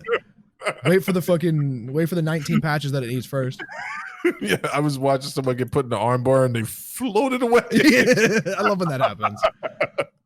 All right, but you what are you gonna do? You want me to take us out? Are you gonna take us out? Take us out, Steve. You did so well last week. We're gonna, 50. The 50s are the era of Steve. The 50s are the era of Steve. I'm gonna be 40 next May 30th. That's amazing, ladies and gentlemen. Thanks for tuning in to another episode of Talking with a Dad. You know where to find us. If you wanted to find us on our social media platforms, it's all Talking with a Dad. That's IG, Facebook.